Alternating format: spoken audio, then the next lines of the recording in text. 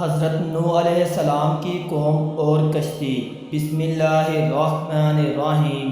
حضرت نوح علیہ السلام نے دعا کی، اے رب میرے پروردگار، میں نے اپنی قوم کو رات دن سمجھایا، حق کی طرف بلایا، میرے بلانے پر وہ زیادہ بھاگتے رہے۔ میں نے علانیہ اور خفیہ سمجھایا تو انہوں نے کانوں میں انگلیاں ٹھونس لی۔ اللہ تعالیٰ نے حضرت نوح علیہ السلام کو وحی بھیجی کہ ایک کشتی بناؤ اور ظالموں کے بارے میں کچھ نہ بولو۔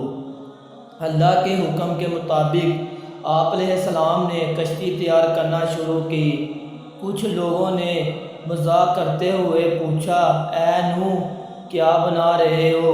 آپ علیہ السلام نے بتایا کہ میں ایک کشتی تیار کر رہا ہوں، کیوں نہ کہ اللہ کی طرف سے عذاب آنے والا ہے۔ اللہ نے جو ڈھیل دے دی ہے وہ ختم ہو رہی ہے۔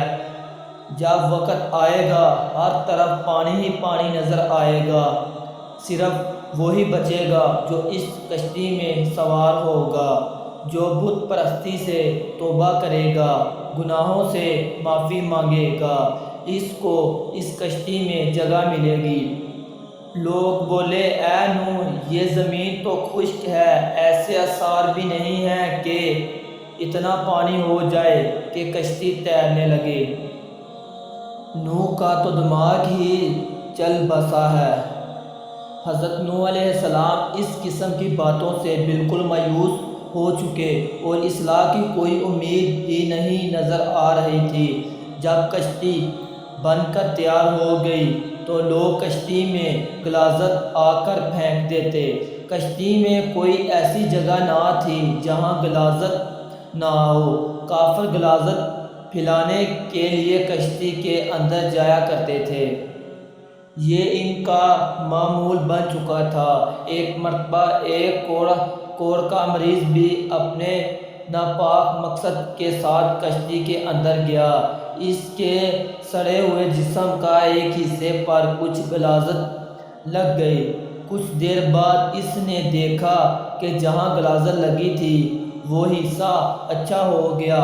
اب اسے حیرت ہوئی کہ یہ کیا ماجرا ہے، آخر غلاظت سے کس طرح شفا ہو سکتی ہے؟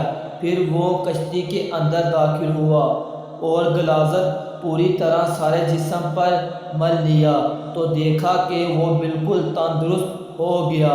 یہ بات کوڑ کے مریضوں کے اندر پھیل گئی تو سب نے کشتی کے اندر داخل ہو کر غلاظت ملنا شروع کر دیا۔ اس طرح پوری کشتی پاک صاف ہو گئی۔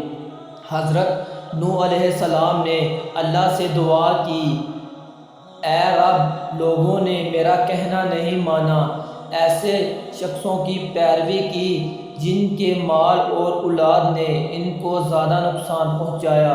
ان کافروں میں سے زمین پر ایک باشندہ بھی مت چھوڑ۔ اگر آپ ان کو روئے زمین پر رہنے دیں گے ان کی اولاد بھی کافر ہی ہوگی۔ آپ علیہ السلام کی دعا قبول ہوئی۔ اللہ کا عذاب آ چلا۔ گھر کے تنور سے پانی ابل پڑا، پانی کا ریلا تیزی سے بہنے لگا۔ جس جگہ سے پانی اہل پڑا وہ جگہ کوفہ کی ایک مسجد تھی جس کا نام مسجد انبیاء ہے۔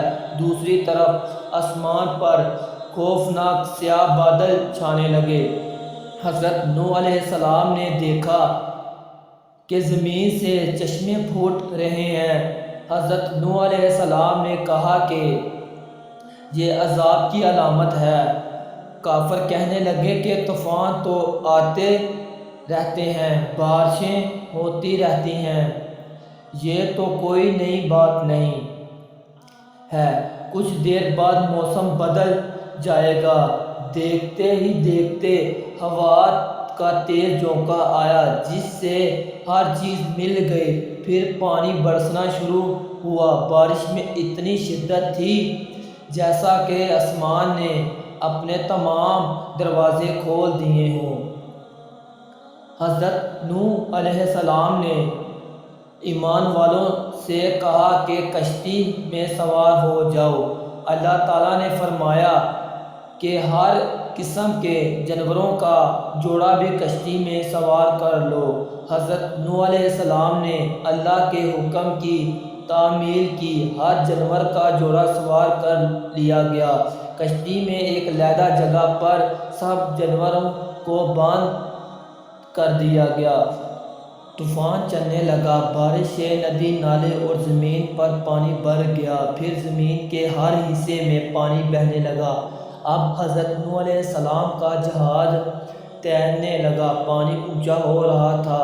حضرت نوح علیہ السلام کی نظر جب بیٹے پر پڑی تو آواز لگانے لگے، بیٹا اب اس کشتی میں سوار ہو جاؤ، تمہاری جان بچ جائے گی، اب کافروں کا ساتھ چھوڑ دو۔ تو بیٹے نے جواب دیا کہ میں پہاڑ کی اونچی چوٹی پر چڑھ جاؤں گا، پانی وہاں تک نہیں پہنچے گا۔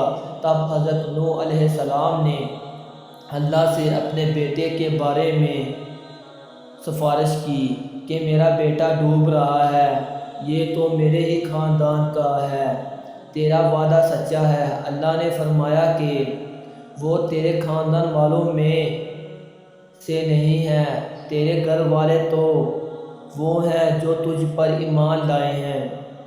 روایت کے مطابق بارش مسلسل 40 دن تک ہوتی رہی اور جو کچھ زمین پر تھا سب ڈوب گیا، کافروں کا کام تمام ہوا۔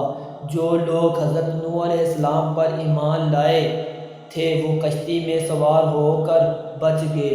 کشتی کوہ جودی پر جا کر ٹھہری، جسے ارارات بھی کہتے ہیں۔ کشتی میں سب سوار تھے۔ اسی دوران حضرت نوح علیہ السلام کو ایک فاختہ نظر آئی، اس کی چونچ میں زیتون کے درخت کا پتا تھا۔ یہ امن سکون کی علامت تھی، یعنی پانی اتر چکا ہے۔ کوہ جودی یعنی ارارات مشرقی ترکی میں ہے، یہ 16,900 فٹ بلند ہے جو برف سے ڈھکی رہتی ہے۔ روس کی سرحد بھی اس سے ملتی ہے۔ اس پہاڑ کو ناقابل تسخیر خیال کیا جاتا تھا، لیکن 1929 میں جرمن ماہر طبقیات جون زربیگ نے 2 ناکام کوششوں کے بعد اسے سر کر لیا۔ کچھ عرصہ پہلے 1000 سال کی جمی ہوئی برف کا دود گرنے سے کشتی نوح علیہ السلام کا ایک حصہ برف سے نکلا۔ کئی ہوا بازوں نے اس کی تصاویریں لیں۔ ایک اور معلومات کے مطابق 1929 میں ماہر آثار قدیمہ ولی اور اس کے ساتھی نے عراق کے قریب آر کے مقام پر طوفان نوح کے آثار دریافت کیے۔ انجیل مقدس کتاب پیدائش کی روایت کے مطابق طوفان نوح کا واقعہ وادی دجلہ والفرات سے متعلق ہے۔ عراق میں قدیم زبانوں میں لکھے گئے کتبے دریافت ہوئے، ان میں ایک زبردست طوفان کا ذکر تفصیل سے ملتا ہے۔ ایک ماہر نے دعویٰ کیا کہ اس نے شہر عراقی سے سب سے نچلی سطح میں طوفان نوح کے آثار پائے ہیں۔ عیسائیوں اور یہودیوں کی الہامی کتاب میں ارارات کا ذکر طوفان نوح کے حوالے سے آیا ہے۔ بابل میں لکھا ہے کہ 7 مہینوں کے 17ویں دن کشتی نوح ارارات نامی پہاڑی پر آ گئی۔ دوستو اس طرح نیو مزید انٹرسٹنگ ویڈیو دیکھنے کے لیے ہمارے چینل کو سبسکرائب کریں۔ تب تک کے لیے اجازت دیجیے، اللہ حافظ۔